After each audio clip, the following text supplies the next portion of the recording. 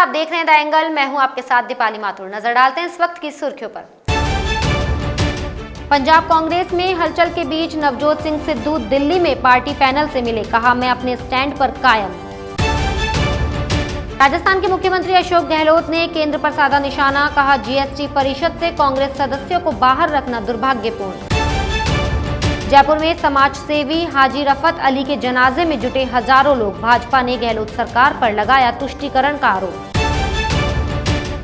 चिकित्सा मंत्री रघु शर्मा ने केंद्रीय स्वास्थ्य मंत्री हर्षवर्धन को लिखा पत्र, समाचार पत्र में छपी खबर को बताया निराधार। पंजाब में अगले साल होने वाले विधानसभा चुनाव से पहले कांग्रेस अंदरूनी कलह को समाप्त करने में जुटी हुई है। इसी सिलसिले में पंजाब के विधायक और पूर्व मंत्री नवजोत सिंह सिद्धू ने दिल्ली में पैनल से मुलाकात की। 3 सदस्यीय पैनल से मुलाकात के बाद नवजोत सिंह सिद्धू ने मीडिया से बात करते हुए कहा कि मैं यहाँ जमीनी कार्यकर्ताओं की आवाज को हाईकमान तक पहुँचाने के लिए आया था।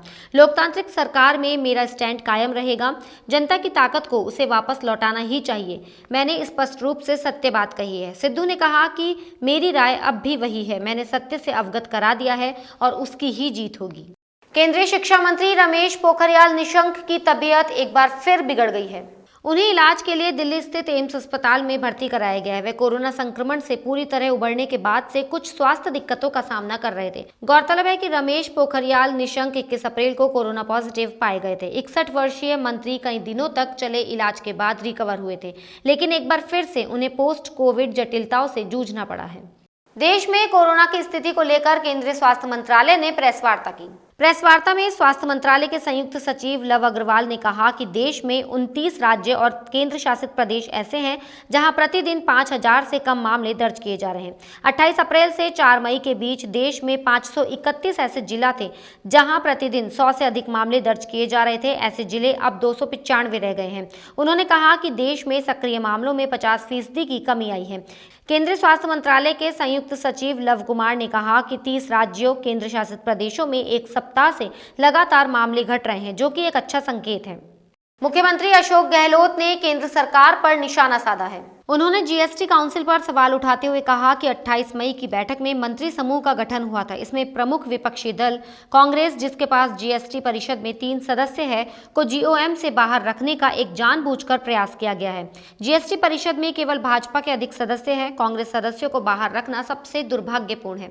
मुख्यमंत्री अशोक गहलोत ने कहा कि पश्चिम बंगाल, छत्तीसगढ़, पंजाब, राजस्थान और तमिलनाडु राज्यों ने प्रस्तावित एजेंडे के विपरीत रुख अपनाया था। इसलिए इन राज्यों में से किसी को भी जीओएम में शामिल नहीं किया गया है। हम जीओएम के 8 सदस्यों से अनुरोध करेंगे कि वे कांग्रेस के वित्त मंत्रियों के बहिष्कार पर विचार करें।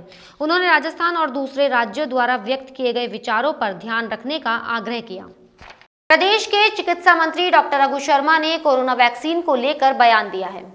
उन्होंने बताया कि प्रदेश में 28 मई तक 1,66,00,000 लोगों को कोरोना वैक्सीन की पहली डोज मिल चुकी है। चिकित्सा मंत्री ने कहा कि 18 से 44 वर्ष तक के लोगों में हमारा वैक्सीनेशन वेस्टेज 0 है। प्रदेश में अब तक के वैक्सीनेशन कार्यक्रम में केवल 2% वैक्सीन का वेस्टेज हुआ है, जबकि भारत सरकार ने 10% का वेस्टेज अनुमानित कर रखा है। राष्ट्रीय औसत भी 6% है। प्रदेश में इससे काफी कम वेस्टेज हुआ है। उन्होंने बताया कि टीकाकरण में राजस्थान पहले नंबर पर है।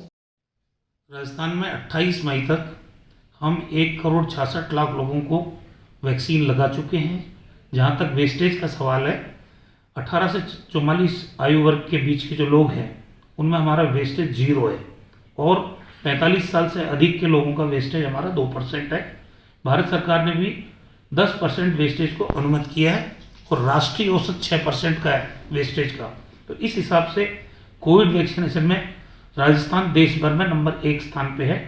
जो वैक्सीन वाइल्स हैं वो टीकाकरण के सत्र के समाप्त होने के बाद, चाहे वो यूज्ड है, अनयूज्ड है, पार्शली यूज्ड है, भारत सरकार की जो गाइडलाइन है उसके अनुरूप संबंधित चिकित्सा संस्थान में कोल्ड चेन पॉइंट पर इनको जमा करा देते हैं और इनमें से यूज्ड और पार्शली यूज्ड वाइल्स का बायोमेडिकल वेस्ट नियमों के तहत निस्तारण किया जाता है। प्रदेश में कोरोना वैक्सीन वेस्टेज पर ट्विटर वॉर छिड़ गया है। चिकित्सा मंत्री डॉक्टर रघु शर्मा ने केंद्रीय मंत्री डॉक्टर हर्षवर्धन को वैक्सीन वेस्टेज को लेकर पत्र लिखा है। डॉक्टर हर्षवर्धन की तरफ से ट्विटर पर टैग किए गए पत्र का जवाब दिया गया। चिकित्सा मंत्री डॉक्टर रघु शर्मा ने भी ट्विटर पर केंद्रीय स्वास्थ्य मंत्री को एक पत्र टैग किया है। उन्होंने एक समाचार पत्र में छपी खबर को निराधार बताया है। चिकित्सा मंत्री ने केंद्रीय स्वास्थ्य मंत्री को कहा कि जिस तरह से आपने पत्र को सार्वजनिक किया है, उन्हें भी मजबूरन ट्विटर के माध्यम से इसका जवाब देना पड़ रहा है। चिकित्सा मंत्री ने पत्र में तथ्यों के साथ वैक्सीन वेस्टेज की बात रखी। प्रसिद्ध समाज सेवी हाजी रफत अली के जनाजे में जयपुर में बड़ी संख्या में भीड़ जुटी। अब इसी को लेकर प्रदेश भाजपा के नेता गहलोत सरकार पर हमलावर हो गए हैं। भाजपा प्रदेश अध्यक्ष सतीश पूनिया ने इस मामले को लेकर बड़ा बयान दिया है। उन्होंने कहा कि राजधानी में जिस व्यक्ति ने गाइडलाइंस की हिदायत दी थी, उसी व्यक्ति के जनाजे में इतनी भीड़ पहुंच गई। पूनिया ने सरकार पर निशाना साधते हुए कहा कि इसके लिए कांग्रेस पार्टी और सीधे तौर पर गृह मंत्री की जिम्मेदारी बनती है। इस तरीके के तुष्टीकरण से कांग्रेस खुद का जनाजा निकाल रही है। वहीं केंद्रीय कैबिनेट मंत्री गजेंद्र सिंह शेखावत ने राज्य सरकार पर बड़ा कटाक्ष कर रामगंज के कल के वीडियो को ट्विटर पर शेयर करते हुए लिखा कि राजस्थान में लॉकडाउन एक मजाक है। भाजपा प्रदेश प्रवक्ता रामलाल शर्मा ने भी ट्विटर वीडियो शेयर करते हुए सवाल किया कि राजस्थान का गृह मंत्री कौन है और कहां है। जयपुर ग्रामीण सांसद राज्यवर्धन सिंह राठौड़ ने समाज सेवी हाजी रफत अहमद के जनाजे में हजारों लोगों के शामिल होने पर सवाल उठाया है। राजस्थान हाईकोर्ट ने कैंपस विद्यार्थियों से ज्यादा फीस वसूलने पर मणिपाल यूनिवर्सिटी से जवाब मांगा है। इसके साथ ही अदालत ने याचिकाकर्ता छात्र के खिलाफ दंडात्मक कार्रवाई नहीं करने को कहा है। हाईकोर्ट की एकल पीठ ने यह आदेश विशाल कुमार व अन्य की याचिका पर दिए। याचिका में कहा गया है कि वे LLB द्वितीय वर्ष के छात्र हैं। कोरोना के चलते लॉकडाउन होने के कारण सभी शैक्षणिक संस्थान बंद है। ऐसे में उनकी यूनिवर्सिटी की ओर से ऑनलाइन कोर्स करने वाले छात्रों के साथ ही कैंपस विद्यार्थियों की भी ऑनलाइन क्लास आयोजित की जा रही है। इसके बावजूद यूनिवर्सिटी प्रशासन ऑनलाइन कोर्स करने वाले छात्रों के मुकाबले कैंपस विद्यार्थियों से अधिक फीस वसूल रहा है। विप्र महासभा की कोर कमेटी की ऑनलाइन बैठक हुई। बैठक में ये तय किया गया कि जिन बच्चों के मां बाप की कोरोना से मौत हो गई है, उनकी जिम्मेदारी महासभा उठाएगी। महासभा साथी हाथ बढ़ाना योजना के तहत ये जिम्मेदारी निभाएगी। युवा प्रकोष्ठ के अध्यक्ष योगेंद्र भारद्वाज, महिला प्रकोष्ठ के अध्यक्ष हर्षिता शर्मा सहित सदस्यों ने सर्वसम्मति से ये प्रस्ताव रखा है कि समाज की ऐसी बेटियों का हम कन्यादान लेंगे और विवाह के सम्मान सहित अन्य व्यवस्था भी समाज के भामाशाह और समाज सेवी लोगों से संपर्क कर तन मन धन से पूर्ण सहयोग करेंगे। इस प्रस्ताव को कोर कमेटी ने सर्वसम्मति से पास किया। महासभा के प्रदेश अध्यक्ष सुनील उदेया ने बताया कि इस कार्य के लिए ऐसे परिवारों को चिन्हित किया जाएगा और मदद की जाएगी। जोधपुर जेल में बंद आसाराम अब एकदम स्वस्थ है और उसे अपनी बैरक में वापस भेज दिया गया है। कोरोना संक्रमित होने के बाद आसाराम की सेहत लगातार खराब हो रही थी। एम्स से ठीक होकर जेल में वापस भेजे जाने के बाद उसका ऑक्सीजन लेवल घट गया था। इसके बाद जेल में ही ऑक्सीजन सपोर्ट पर रखा गया। वे अब पूरी तरह से ठीक है। ऑक्सीजन सपोर्ट की आवश्यकता भी नहीं है। जेल सूत्रों का कहना है कि अब आसाराम को किसी भी प्रकार की दिक्कत नहीं है।